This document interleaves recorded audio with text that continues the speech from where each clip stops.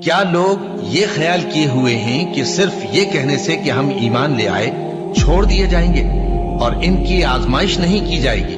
اور جو لوگ ان سے پہلے ہو چکے ہیں ہم نے ان کو بھی آزمایا تھا اور ان کو بھی آزمائیں گے، سو اللہ ان کو ضرور معلوم کرے گا جو اپنے ایمان میں سچے ہیں اور ان کو بھی جو جھوٹے ہیں۔ کیا وہ لوگ جو برے کام کرتے ہیں یہ سمجھے ہوئے ہیں کہ یہ ہمارے قابو سے نکل جائیں گے؟